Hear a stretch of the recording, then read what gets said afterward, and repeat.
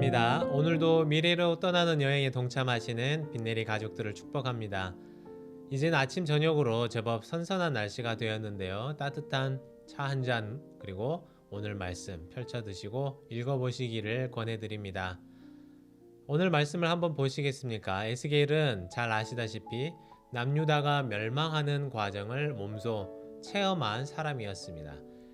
예레미야처럼 당시에 선지자로 부르심을 받았던 것은 아니지만 제사장으로 예루살렘 성전을 섬기며 살던 에스겔 입장에서 성전이 무너지고 남유다가 멸망할 것이라는 소식을 이미 포로로 잡혀간 상태에서 듣는 것은 더욱 충격이었을 것입니다. 사실 에스겔이 선지자로서 전하고 싶었던 내용은 따로 있었겠죠. 자기 민족이 회복되고 또 바벨론의 괴롭힘은 끝이 나고 예루살렘 성전은 견고할 것이라 이런 메시지를 전하고 싶지 않았을까요? 또한 자신이 부르심을 받기 전에 저 멀리 예레미야가 편지를 써 주었잖아요. 그때 희망의 메시지를 듣고 싶은 간절한 마음이 있었을 것입니다. 희망이 있다는 것, 소망의 빛 한 줄기를 붙잡을 수 있다는 것은 인간에게 엄청난 큰 힘을 줍니다. 희망이 있을 때에 사람은 참지 못할 시험과 환난을 이겨내기도 하죠. 초대교회 성도들을 생각해 보시겠습니까?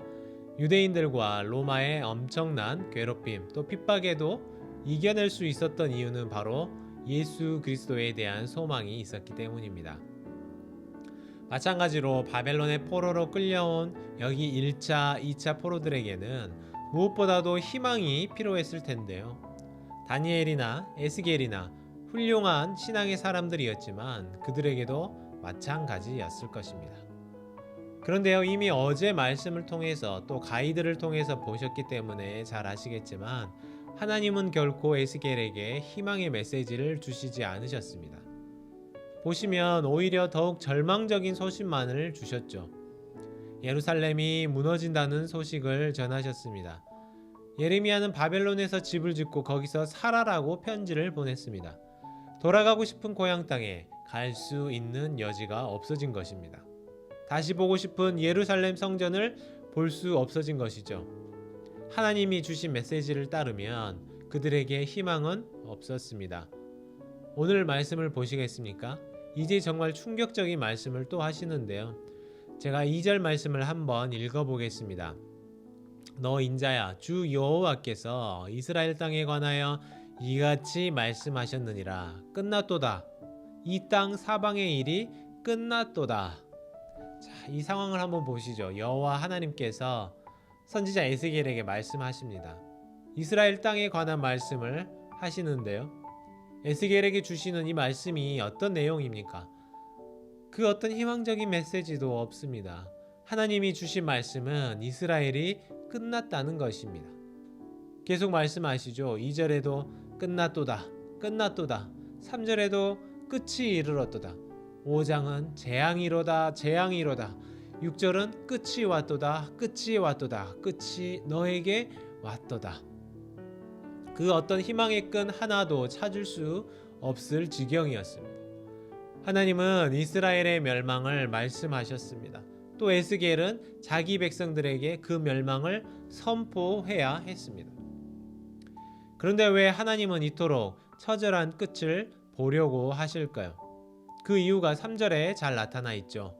이제는 내게 끝이 이르렀나니 내가 내 진노를 내게 나타내어 내 행위를 심판하고 내 모든 가증한 일을 보응하리라.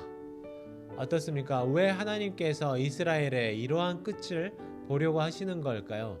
바로 이스라엘의 죄악 때문입니다.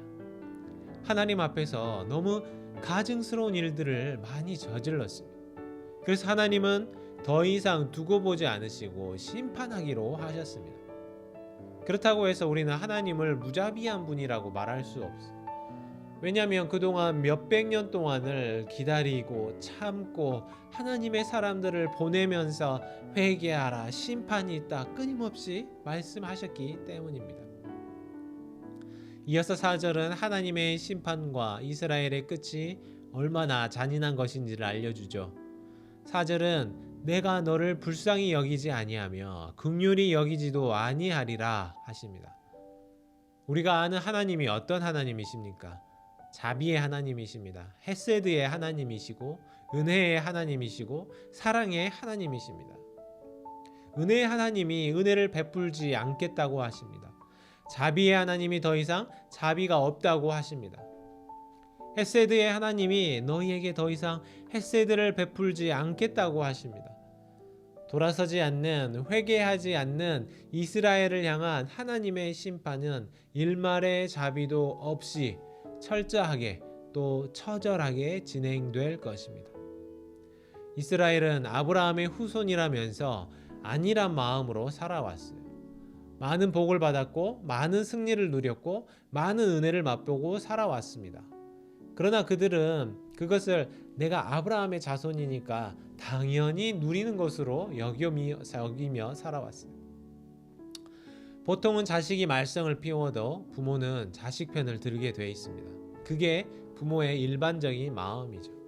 그런데 그게 쌓여서 결국 부모마저도 그 자식을 포기하는 수준에 이르게 된다면 어떻게 될까요? 바로 지금 남유다의 상황이 이러한 것입니다. 부모마저도 버려버린 말썽쟁이 자식처럼 하나님께서도 더 이상 자비를 베풀 수 없을 만큼 타락하고 죄악이 쌓인 민족이 바로 이스라엘이었습니다. 그래서 우리는 어떻습니까? 회개할 수 있을 때에 회개해야 합니다. 아직 기회가 있을 때에 우리 삶을 돌이키고 돌아서야 합니다. 하나님마저 우리 삶을 버린다면 그 삶은 너무나도 비참한 삶이 되고 말 것이죠. 오늘 우리가 에스겔 7장에서 9장 말씀을 읽어가시면서 우리의 모습을 한번 비춰보시기를 바랍니다. 혹시 우리에게 이스라엘과 같은 이런 모습은 없습니까? 하나님이 포기하시기 전에 우리가 바른 길로 돌아서고 죄악된 길에서 돌아서는 그런 결단이 있기를 바랍니다. 그래서 오늘 함께 기도하면 좋겠는데요. 하나님께 함께 이렇게 기도하셨으면 좋겠습니다. 하나님, 우리의 마음을 부드럽게 하시고 악한 길에서 들어서려는 이 잘못된 발걸음을 돌리시고 한없는 은혜로 우리를 인도하소서. 늘 우리의 부족함을 주님께 회개하며 살기를 원합니다. 오늘 이렇게 함께 기도하시기를 바랍니다.